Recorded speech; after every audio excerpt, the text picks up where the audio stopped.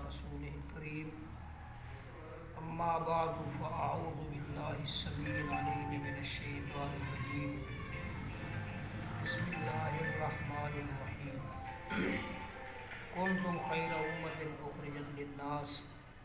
تأمرون بالمعروف وتنهون عن المنكر۔ حاضرین و ناظرین، ہم بہت سی ایسی ہماری ذمہ داریاں ہیں اور بہت سی ہماری ضرورتیں ہیں دین اور شریعت کے لحاظ سے جنہیں ہم بھول چکے ہیں۔ مثلاً بحیثیت انسان اللہ تبارک و تعالیٰ نے ہمارے جنم لینے کا، اس کائنات میں پیدا ہونے کا ایک مقصد بیان فرمایا ہے، اور ایک مقصد بحیثیت مسلمان اور امت مسلمہ کا ایک فرد اور ایک رکن ہونے کے ہمارا ایک مقصد اللہ نے قرآن مجید میں بیان فرمایا ہے۔ اللہ تعالیٰ نے فرمایا وَمَا خَلَقْتُ الْجِنَّ وَالْإِنسَ إِلَّا لِيَعْبُدُونِ، کہ جنوں اور انسانوں کو پیدا کرنے کا اس کے علاوہ کوئی مقصد نہیں ہے کہ وہ میری عبادت کریں۔ اور بحیثیت مسلمان اللہ تبارک و تعالیٰ نے اس امت کی یہ ذمہ داری، اس امت کی یہ ڈیوٹی لگائی ہے اور ان پر یہ ذمہ داری عائد کی ہے کہ یہ امت اپنے دین اور شرعیت کے حکم کی روشنی میں یہ نیکی کا حکم دیں اور برائی سے روکیں۔ تو یہ جو حکم ہے تأمرون بالمعروف وتنہون عن المنکر، اس حکم کی بجا آوری کی غرض سے اس چینل کی ابتدا کی جا رہی ہے، تاکہ آپ کو، سننے والوں کو، دیکھنے والوں کو اس چینل کے ذریعے امر بالمعروف اور نہی عن المنکر کے متعلقہ جو چیزیں ہیں ان کے بارے میں ان کو بتایا جائے، ان کی رہنمائی کی جائے، اور دین و شریعت کے متعلق آگاہی حاصل کرنے کے حوالے سے ان کو سہولت فراہم کی جائے۔ یہ ہمارے بھائی میاں عثمان صاحب نے یہ پروگرام بنایا ہے تاکہ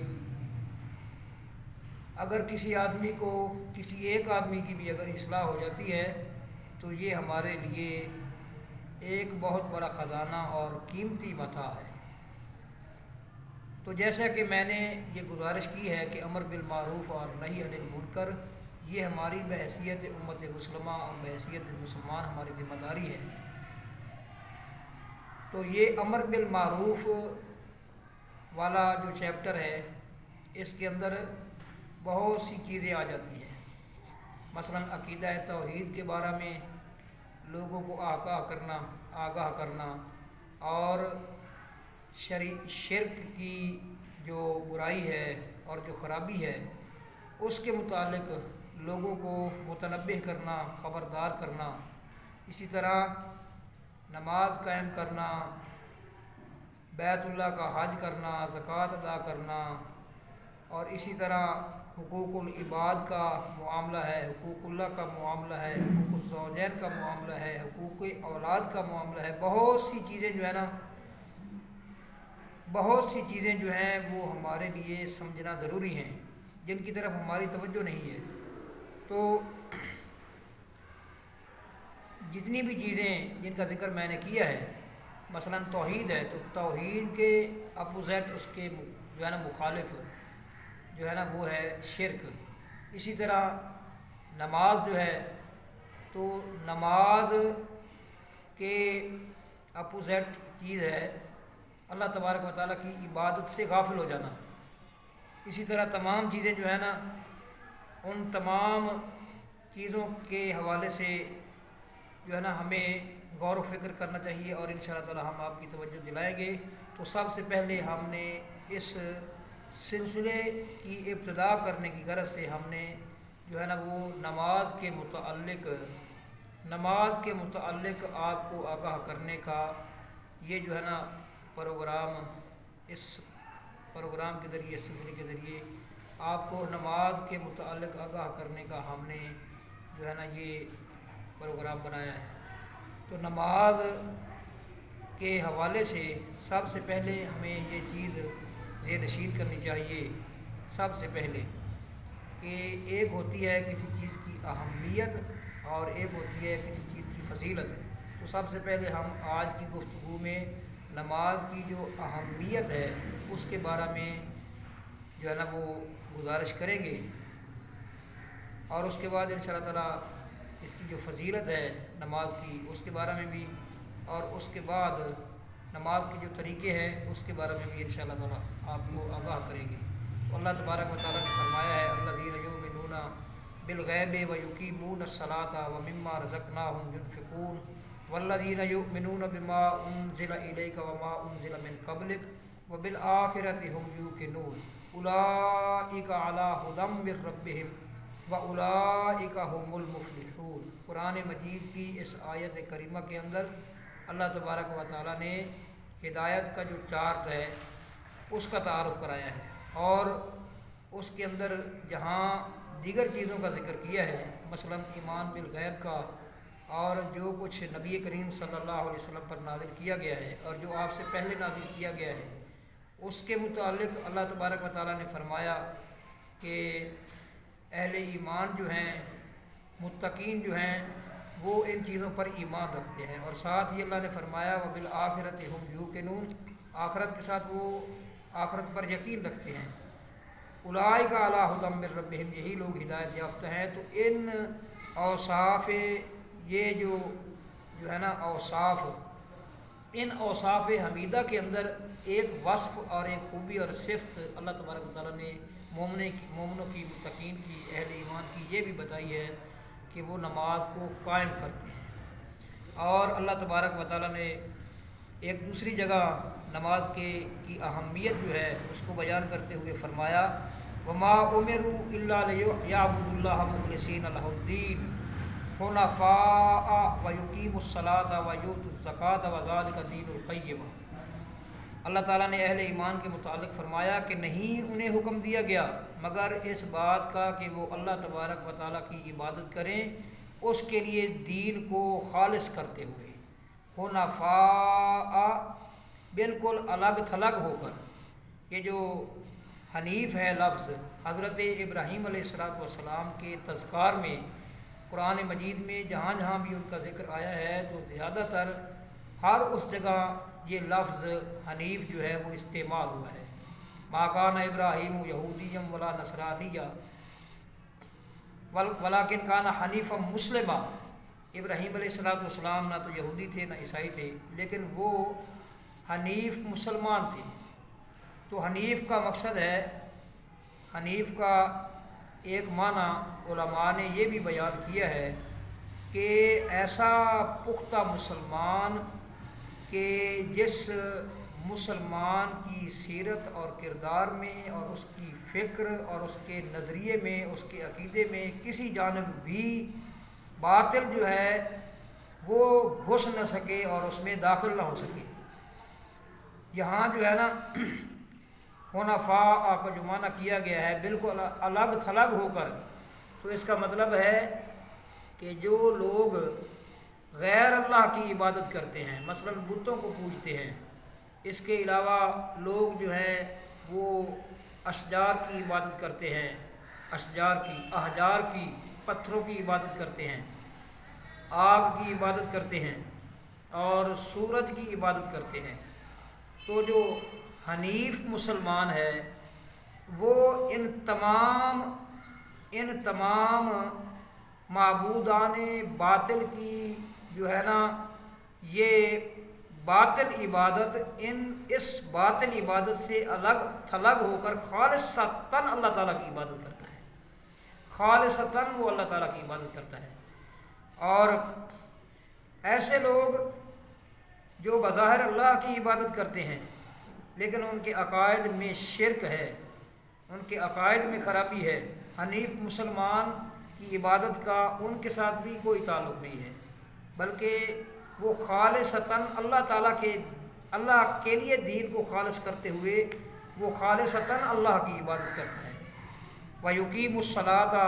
نماز قائم کرتے ہیں، وَيُؤْتُ الزَّكَاةَ اور وہ زکوٰۃ ادا کرتے ہیں، وَذَلِكَ دِينُ الْقَيِّمَةِ اور یہ مضبوط دین ہے۔ یعنی کہ اس سے پہلے مخلصین لہ الدین جو اللہ تبارک و تعالیٰ نے یہ ان کی صفت بیان کی ہے کہ وہ اللہ کے لیے خالص دین کو خالص کرتے ہوئے اس کی عبادت کریں، تو اب اس دین کا تعارف بھی اللہ تبارک و تعالیٰ نے خود ہی کرا دیا ہے۔ وَيُقِيمُ الصَّلَاةَ وَيُؤْتُ الزَّكَاةَ نماز کو قائم کرنا اور زکوٰۃ کو ادا کرنا، وَذَلِكَ دِينُ الْقَيِّمَةِ یہ ہے وہ مضبوط دین۔ یعنی اللہ تبارک و تعالیٰ کے لیے اپنے تمام احساسات، تمام جذبات، اللہ تبارک و تعالیٰ کے حکم، اللہ تبارک و تعالیٰ کے آرڈر اور اللہ تبارک و تعالیٰ کے حکم پر اپنے تمام احساسات کو قربان کر دینا، اس کا نام ہے دین کی فرما برداری اور اطاعت کرنا اور اپنے دین کو اللہ کے لیے خالص کر دینا۔ تو یہ دو جو مقامات میں نے آپ کے سامنے قرآن مجید کے تلاوت کیے ہیں، ان دو مقامات کے اندر اللہ تبارک و تعالیٰ نے نماز کی جو اہمیت ہے وہ بتائی ہے۔ پہلی آیت کے اندر اللہ تعالیٰ نے یعنی جو بڑی صفات ہیں، بڑی خوبیاں اہل ایمان کی، ان میں ایک نماز کا بھی اللہ تبارک و تعالیٰ نے جو ہے نا وہ نمبر رکھا ہے، اور یہاں اللہ نے فرمایا ہے کہ انہیں اس کے علاوہ کسی اور چیز کا حکم ہی نہیں دیا گیا، یعنی عبادت کے حوالے سے ان کو حکم دیا گیا ہے عبادت کے حوالے سے، اور پھر وہ اہل ایمان عبادت کرتے ہیں۔ اس کے علاوہ اور بہت سی آیات ہیں قرآن مجید کے اندر جو اس کی اہمیت کو بیان کرتی ہیں، بتاتی ہیں، واضح کرتی ہیں۔ اللہ تعالیٰ نے فرمایا وَأَقِمِ الصَّلَاةَ إِنَّ الصَّلَاةَ تَنْهَىٰ عَنِ الْفَحْشَاءِ وَالْمُنكَرِ اور اللہ وحدہ لا شریک نے فرمایا وَاسْتَعِينُوا بِالصَّبْرِ وَالصَّلَاةِ إِنَّ اللَّهَ مَعَ الصَّابِرِينَ۔ اور اس کے علاوہ بھی بہت سی آیات ہیں جس کے اندر نماز کی اہمیت کو بیان کیا گیا ہے۔ نماز کی اہمیت کو جس طرح قرآن کی آیات میں بیان کیا گیا ہے، اسی طرح نبی کریم صلی اللہ علیہ وسلم کے فرامین اور ارشادات اور آپ کی احادیث کے اندر بھی نماز کی اہمیت کو بیان کیا گیا ہے۔ حضرت عبداللہ بن عمر رضی اللہ تعالی عنہ نے جو روایت اور حدیث نبی کریم صلی اللہ علیہ وسلم سے جو ہے نا وہ روایت کی ہے، اس کے اندر اللہ کے نبی صلی اللہ علیہ وسلم نے جو 5 ارکان ہیں نماز، اسلام کے جو 5 ارکان ہیں، ان 5 ارکان میں سے ایک رکن جو ہے وہ نماز کو قرار دیا ہے۔ بنی الاسلام علی خمس شہادت اللہ الہ الا اللہ وان محمد الرسول اللہ واقام الصلاۃ وایتاء الزکوٰۃ وصیام رمضان وحج البیت من استطاع الیہ سبیلا متفق علیہ۔ یہ بخاری اور مسلم کی روایت ہے۔ یعنی اس روایت کے اندر، اس حدیث کے اندر اللہ کے نبی صلی اللہ علیہ وسلم نے نماز کو دین کے ارکان میں سے ایک رکن قرار دیا ہے۔ تو اور اللہ کے نبی نے یہ بھی فرمایا ہے الصلاۃ عماد الدین، دین نماز جو ہے یہ دین کا ستون ہے۔ تو اس سے ہمارے لیے جو ہے نا یہ چیز واضح ہو جاتی ہے کہ دین کے اندر نماز کی بڑی اہمیت ہے۔ اللہ تبارک و تعالیٰ نے قرآن مجید کے اندر بیشتر مقامات پر نماز کا حکم دیا ہے، اور نبی کریم صلی اللہ علیہ وسلم نے اس کے اہتمام کا حکم دیا ہے۔ اور آپ صلی اللہ علیہ وسلم نے فرمایا ہے کہ قیامت والے دن سب سے پہلے جس چیز کے بارے میں سوال کیا جانا ہے اور حساب و کتاب کیا جانا ہے، حساب و کتاب کی ابتدا اور اس کا آغاز نماز ہی سے ہونا ہے۔ تو اس سے ہمیں اندازہ کر لینا چاہیے کہ یہ نماز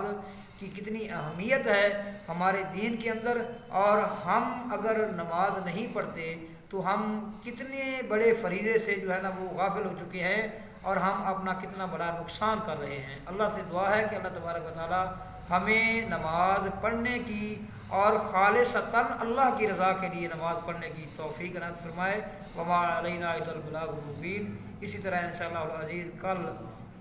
اس کی جو فضیلت ہے، فضائل ہے نماز کے، اس کے بارے میں بات ہوگی۔